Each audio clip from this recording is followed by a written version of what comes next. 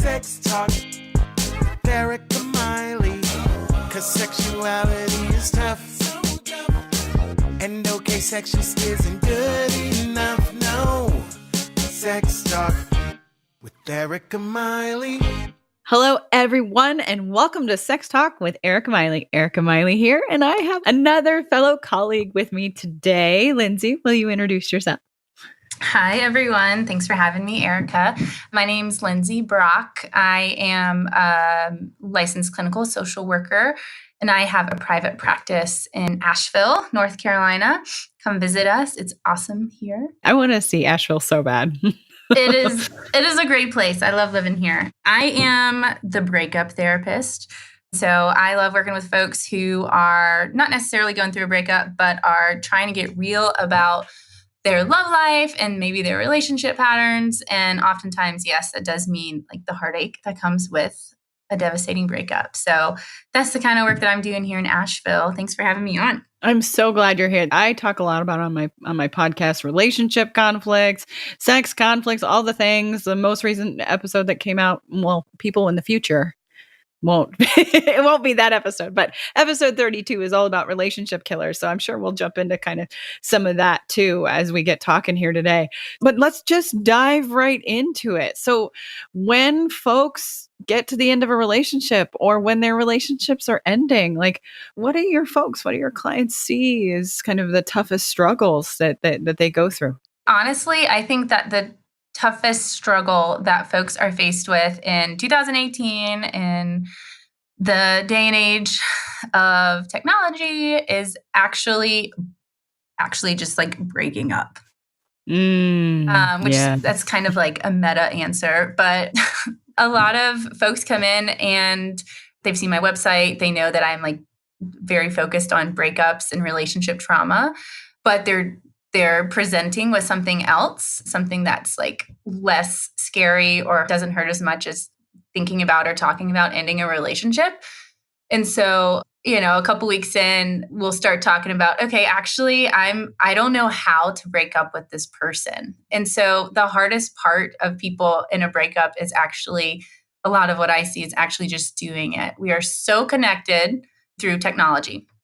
Specifically, that it's just darn near impossible for a lot of folks, especially folks that have some attachment trauma or wounds, to just do it. It's a really scary thing to do, to walk away from someone that you love. That's something that I actually find myself saying a lot in session, which is like, that's some of the hardest thing, that's the hardest thing that someone might actually have to do in their lifetime, is to walk away from someone that they just truly, truly love. Absolutely. I think you're totally right here. I think this is one of those things that we struggle with a lot generally, but then we have the added pieces of tech here of then pulling apart those networks and what that looks like, and probably every time you have to do it, how that pain kind of reoccurs. Right. And I kind of liken it to a addiction analogy where folks are getting pulled back in by these things that feel good. It feels really good to know like what our ex is doing and like seeing their Snap stories or seeing them on Instagram. And it's like a weird comfort to have like our finger on the pulse of that. But it just prolongs these and complicates these connections that we're trying to maybe change. You know what I mean? Yeah. As therapists, we typically don't like do the whole like direct advice thing. But when you do make suggestions about like this kind of thing, like social media and when to cut ties or not, do you make suggestions about like whether or not they should remain friends on Facebook, remain friends on Instagram or Snapchat? Yes and no. You're right. We're not in the business of giving, or I'm not in the business of like giving advice. I do have a couple exceptions that I allow myself when I feel like someone is just really, really in the throes of something or are just being really, really hurt. And of course, safety. I'll maybe dish out some pretty directive suggestions like, hey, maybe this isn't such a great idea, but typically what I do is just ask, hey, do you feel better when you've realized you've spent 2.5 hours stalking your ex on social media? And it's a genuine, curious question. There's no judgment in it and there's no expectation in it, but just like, hey, why don't you check in with yourself? Inviting folks to do that. Does it feel better to you? And do you feel better about yourself when you continue to keep this person in your life? Sometimes the answer is, yeah, it does feel better. That's rare. Usually the answer is like some defensiveness, a pause, and then like a hard no. Like, no, this feels really terrible, actually. So that's kind of my way for them to give themselves their own advice, you know? I think I was just over here laughing and I'm like thinking about how many times, because I think this applies not just with romantic relationships. I think when friends break up, this can feel Oh, very simply, especially with these carefully curated lives we have put online. oh yeah. Yeah. Just yesterday, I found myself saying to someone who's going through a friendship breakup, like, dang, this sounds, I mean, it's almost more complicated than with a romantic partner. There's so many layers to it and so much history often. But yeah, we put our best selves out there. So it really sucks to know that our ex is just killing it, you know? It's so true. Like, oh, I just want you to not kill it for just a minute. Right. Like, And the truth is he or she is probably not actually killing it, you know? just like the rest of us out here. Like, Right. that Right. we put out there is not at all the case. Right. So I think it's an excellent thing that you how does this actually feel when you're doing this? Okay, well, is that path the best path for you? I think that's wonderful. So I want to jump right into the big thing that I'm sure my audience is really wanting to hear from both of us is that breakup sex. We got to talk about it. Like, have you noticed, or the conversations you've had with the folks you work with, how does that impact their ability to break up with people? Maybe they've prolonged. Oh, So yeah. talk to me a little bit about that. So, breakup sex. Everybody's doing it. Yes. It's not benefiting anyone. And so that's what I say to you, not necessarily my clients, but I am pretty straightforward and also pretty casual, as you probably have come to realize at this point, and with my clients as well. But yeah, breakup sex. Everybody's doing it. It feels really good, you know, in the same way. And I don't want to sound like a broken record, but what we're talking about, connection through social media, like connection through sex is like connection through social media, like heightened to the 100th degree. So when we are with a person that we love, or even that we're giddy about, or that has been a great distraction from our life or our stressors or whatever. So I'm not even talking about like head over heels love, but of course, certainly with head over heels love as well. You're with a person, our brain is releasing some feel good stuff that our body and our brain gets really, you know, oxytocin gets really used to feeling. Yeah, that bonding hormone is intense.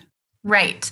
So we really like it. And also with sex comes endorphins and lots of oxytocin. So when we suddenly are depriving our body of these feel-good hormones, and you know, an endorphin is like DIY painkiller, essentially. It makes it dulls pain in our body. Maybe DIY is the wrong word. A natural painkiller. I was just thinking, I'm like, really, it is. It's like a natural, and it is totally a DIY painkiller. So we're used to feeling these things. And then when they're suddenly gone because we're not around this person, we feel like we're kind of withdrawing from these things. And so sex is this really quick, direct way to just get like a punch of these feel good things, that chemicals in our body, that we're going to feel so much better when we have sex with our ex because we miss them and maybe we even love them. And also that doesn't last. So now we've kind of taken 2 steps back. Sometimes it feels like 10 steps back in terms of our like separation process. It is a prolonging detox of this person, if that makes sense. So it feels good. And of course it feels good. And so sometimes we just want to do things that kind of whip us out of our depression and our heartache and our heartbreak. I'm going to go have sex with this person because it's going to feel really good for lots of reasons. And I'm just going to totally disregard the fact that like this is a bad pairing, or this is, you know, not a healthy relationship, or it's toxic, or I don't love this person anymore, whatever, because we're kind of trading feels good right now to not feel so heartbroken. And there are some pretty significant residual effects of it. This is one of those big ways that when we're dealing with that rejection, because even if we're the instigator of a relationship ending, there is still a level of rejection that is happening. Oh, yeah. So I imagine that sex in particular allows us to avoid every piece of those negative, intense emotions we just don't want to feel. We just want to walk away from, run away from, or have sex through. Right. To speak to that point of being an instigator of a, breakup, I think back to, so, as therapists, a lot of us get into this, right, because of our own stuff that we've worked through. And so something that I'm transparent about online is, and on my website is, something that a breakup, a pretty severe breakup I went through in college. I remember, and so I initiated this breakup, and I remember someone saying to me, "Why are you so depressed? You're the one that broke up with him." And I lost it. I just remember feeling so confused, for starters. Like, you're right. You're not wrong. I did. But then also, like, why am I so, like, I did want this, but it doesn't matter, cognitively, we know this isn't good, or this is what I want, or this is what I need. Like, feelings and the connection is just, can still be just so devastating, even if like our rational brain knows this isn't what's best, Yeah, absolutely. I think there's the element, and I'm sure this is something that you probably deal with in your practice all the time, is the element of grief. Can you talk about that a little bit? I really believe that like not every breakup results in someone needing to go to therapy. But the ones that do, usually it's an indicator of some seriously complicated grief. I mean, that's a ton of the work that I'm doing every day. And it's sometimes I use that word grief. Sometimes it can be like really affirming, and sometimes it can be off-putting circumstantially or given the individual. But that's what we're talking about. There's layers and layers of grief to most of these like really traumatic breakups. So we're, of course, grieving the person and not being with them anymore. A lot of us, I think, just assume that's what it is. But then there's these really just like multifaceted layers of, we're grieving a future that we had talked about, or that somebody had planned out in their head, or that they had together, or we're grieving our former partner's family. We can become really attached and really love their family and join them in holidays and rituals and grieving and life, So there's a lot of times a mourning or grieving of like a lost friend group. So often we're not just losing the person, but we're losing lots of people. So family, friends, rituals. There are folks that have said, I can't go to temple or church anymore because this person's there. And so with that also comes like resentment and confusion and loss of identity often. It's like totally a systemic thing. Like it's not always, I should say, just about the two people, but it's a disruption in the system. Yeah, absolutely. And as a sex therapist, I work with couples and relationships and of various types all the time. And one of the things that I hear from them a lot is that person's parent is more like my parent. I am more close to these people than maybe my people. And oftentimes those are the folks that are saying like, I can't break up with this person. Yeah. Those are the folks that are coming in saying, everything's fine. Let's talk about work. And then it's like, okay, real talk. I love my partner's mom. She cares for me. She is a surrogate mom for me. How do I break up with her? Because essentially that might happen. Yeah. Yeah. It's just so hard to face for so many of us. It's just really painful, Yeah. When folks are dealing with these intense emotions, if you had like a skill or a tip for them on something that they could be doing to be kind of working on this, like you said, I mean, not every one of these endings of a relationship necessarily needs therapy, but maybe there is a skill that they could use that might make it a little easier on them. Are you talking about specifically in kind of surviving the breakup? Yeah, or maybe they're done with the breakup, but they haven't quite come back to themselves yet. Like, is there something they could be doing that would really maybe help them move, forward just a little bit more than maybe they would have on their own? So my first thought is, and I have lots of thoughts right now. if for folks that are feeling some pain, but not feeling like necessarily need to go talk to a therapist, I would just say really connection is so important. And so that would be with people face to face. I think of getting bigger than our grief. So often we try to like smush our grief into like a little tiny purse and a little bag and leave it somewhere. But it's like, no, it's there. Mm-hmm. How can we grow bigger than it so that it's not all consuming anymore? And so we do that with connection. So that means, okay, throw yourself a pity party, but pity parties are only helpful until they are no longer helpful. Right? Sometimes we need to do that and we need to be like, get our cliched pint of Ben and Jerry's and like that tastes freaking amazing. And to really just say, okay, what is helping me feel better? Is this productive any longer? So when the answer is no, it is no longer helpful, I would say, reach out to people, friends, community, family, if you are lucky enough to have people in your life where you can be vulnerable with and share this. Get out of the house, put on pants, try to have a routine. And that might mean introducing some new things, right? So we're trying to help our brain create some new associations with happiness that are not just associated with this person or the things that you did with this person. So there's a lot of like literal and physical movement that comes to mind of just like energy of getting out and growing larger than the grief, which seems all consuming at times. Does that make sense? Absolutely. Like the way that I kind of think about it is like filling up your emotional cup again. Right. Without that external force and learning really, truly, what is your identity? And how do you fill that up? Of course, there's those cliches out there of like being better so that when you do see your ex, like then you're like a rock star and they're not. Oh my goodness.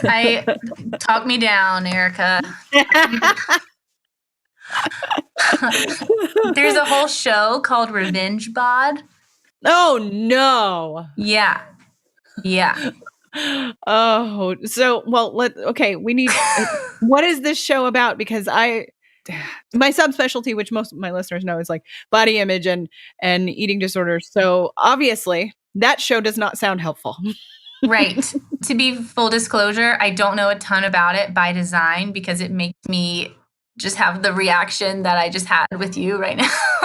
Right. But essentially, I believe there's a Kardashian that had a breakup and really changed the shape of their body. And I believe the premise of the show is let me help you do the same.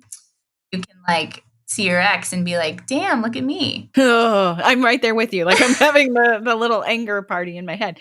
But I think the point that you and I are both trying to drive home is that it's just the body isn't the place for that. Yeah, I mean there might be like exercise does provide those endorphins that are helpful in those moments. Right. But the biggest thing is creating an identity that's without that person, and that doesn't necessarily mean your body needs to look any different. Right. In the same way that some folks say we need to take some space and we're going to both work on ourselves so that we can get back together.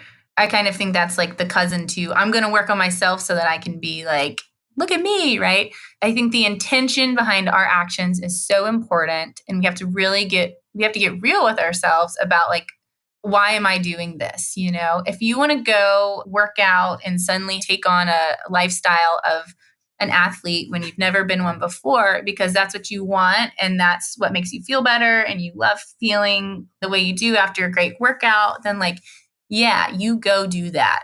But the actions can look the exact same on the outside and the intention like coming from within can be so different and it can just totally become majorly unhelpful. Yeah. I mean, I think that intentionality, what you're talking about, is super important because that intentionality, when it is only outside focused and only like, I'm going to be better than, will only last so long. Right. It is time sensitive. It will not. It's not sustainable. Yes, absolutely. Yeah. So, I mean, we'll jump off our soapbox because we could be there for a while. Yeah. I'm sure. Sorry. Thanks for reining me in.